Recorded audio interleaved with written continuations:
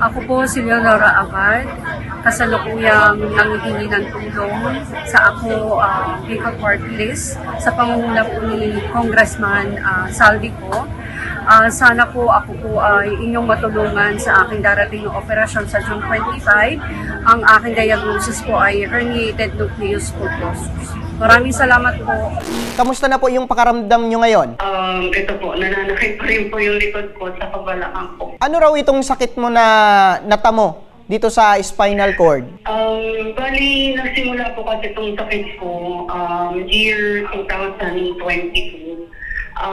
Umpisa po siya, nananakit lang po yung balakang ko, nananakit po yung likod ko, hindi ko po siya pinapansin. Tapos until finally, ang nangyari po sa akin, namamalig na po yung katawan ko. Kaliwang bahagi po ng katawan ko yung umpisang manakit.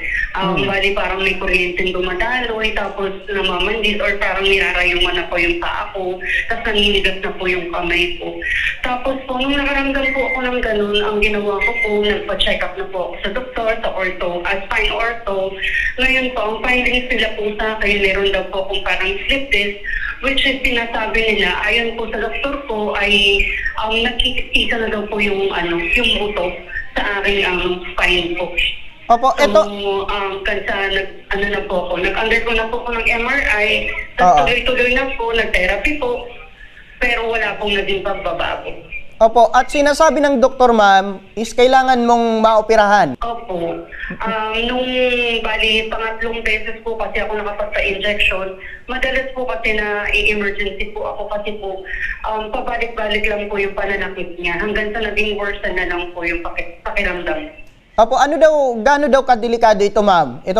Itong sakit mo, sabi ng doktor. Pwede daw po ako maparalyze. Opo. Hindi ko daw po naagapan. Opo, tama po, ma'am. Kasi ang pagkakalam ko, ang spinal cord is talagang delikado kasi mostly ang naaapektuhan nito yung paglalakad. Pwedeng maapektuhan itong paglalakad mo. Yun nga po yung bali naging findings nila sa akin. Nung una po, bali ang ginawa po nila sa akin, tinry pa rin po nila na mag-therapy po ako, nag-rehab po ako. Tapos po, nung worst na po yung nararamdaman ko, ang ginawa ko po, ang sinadad po nila sa akin, pwede naman ito po kasi second option which is mag-epidural injection. Kaya lang po, nakatatlong epidural, sa pangatlong epidural injection po kasi, upon confinement, wala po naging pagbabago. Wala. Pati sa rehabilitation po, wala po. So kailangan na talagang kailangan na talagang i-undergo ito, ma'am, sa operasyon. Opo, sa major operation na to. Ito ba nasa At madalas po stress at saka po kasi po nagkaroon po ako ng parang yung nanay ko po bago po siya mamatay, cancer patient po siya sa thyroid.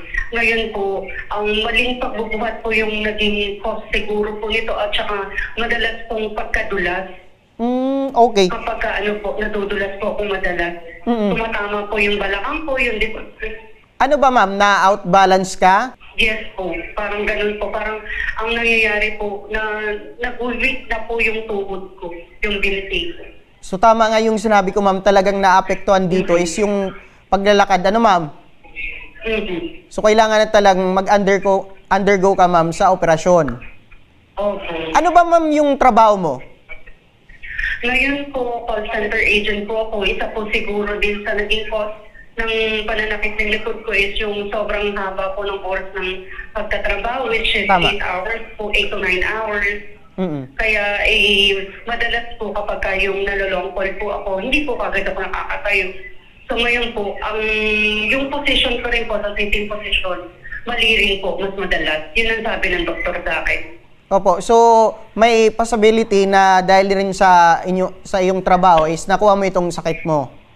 Opo, one possibility rin po yun. Sa trabaho din po nakuha yung naging cause ng sakit ko. Opo. Ngayon ba, ma'am, meron ka ng asawa at anak? Meron na po akong anak. Yung asawa ko po, actually po, bali parang 27 years na po akong solo parent po.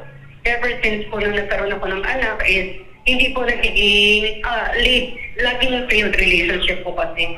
So ang natira lang sa akin po anak. Kaya ganun po ang nangyari sa akin. So stress po talaga ako sa buhay ko ever since. Kaya siguro yun yung naging additional na nito. Cost po. Opo. So, ilan yung anak niyo, ma'am? 4 po. 4. So, lahat ba, lahat ba ito nag-aral, ma'am? Hindi po. Bali yung bunso ko po is 15 years old, senior high school na po siya. Opo. So, ikaw na lang mag-isang nagtataguyod sa inyo? Opo, ako lang po.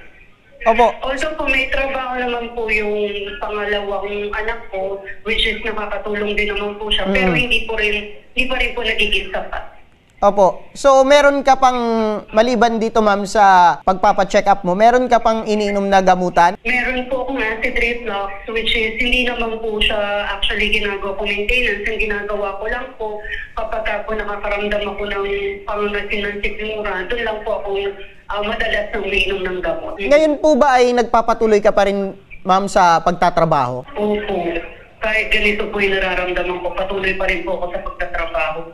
Opo, bakit ma'am? Kahit meron ka ng inindang sakit ay patuloy ka pa rin na nagtatrabaho? Wala po kasing ibang tutulong sa akin. Ang mga kapatid ko rin po may sarili-sarili po mga case na kinakaharap sa buhay at hindi rin po nila kinakaya na makatulong pa sa akin. Opo, itong sinasahod nyo ma'am sa call center agent, as call center agent, sumasapat na po ba ito sa pang-araw-araw nyo?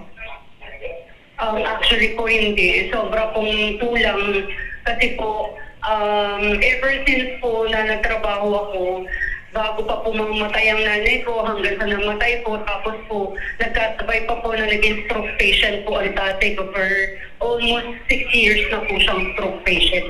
So, patong-patong po yung gastusin, patong-patong yung naging responsibilidad ko sa buhay. Kaya hindi rin po nakakasapat. So, nakakatulong po sa akin pa unti-unti yung anak ko, pero hindi pa rin po siya sapat. Tapos na, ma'am, nung nagpa-hospital ka, ano daw ang yung pinakakailangan mo, sabi ng doktor? Ang pinakakailangan ko po talaga is yung gamutan po, tsaka surgery na po talaga. Malaki ang tsansa, ma'am, na maibabalik itong iniinda mo, ma'am, na sakit. Magamot. Well, upon checking naman po sa kanila, yes po, may malaki naman po yung possibility na makakaginawa naman po ko. Hindi na rin po naman ganito yung mararamdaman po kung halimbawa mag-under po ako sa operation. At saka may therapy pa rin naman po na mangyayari, so most likely po, at saka sa mga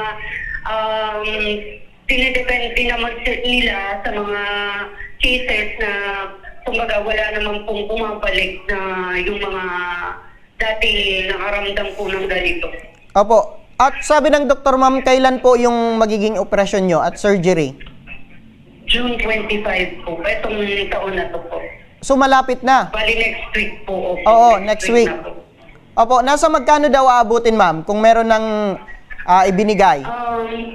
Kasi po, ang quotation po para lang po sa bakal is 246,000. Ngayon po, aside pa po dun sa magiging hospital bill, so hindi ko pa po alam, doon nilalapit ko naman po siya sa malasakit. Meron naman po malasakit na center dun po sa hospital na aking pag-ooperahan po sa akin. So may possibility, ma'am, na medyo may kalakihan po itong gagawing surgery po sa inyo? Kaya, opo, so kaya naisipan nyo, ma'am, na lumapit na po dito sa Ako Bicol Party List? Opo, kasi po medyo may kalakihan at hindi naman po talaga tatapat yung sahod ko lang. Opo. Or yung mga hinihingi ko lang rin pong tulong. Opo, kanino mo, ma'am, nalaman na meron pong program ang Ako Bicol Party List na tumutulong po sa mga kagayan yung nangangailangang medical assistance? Actually, online po at saka may mga kaibigan din po ako na nag-suggest na malalapitan daw po talaga ang Ako Bicol Party List.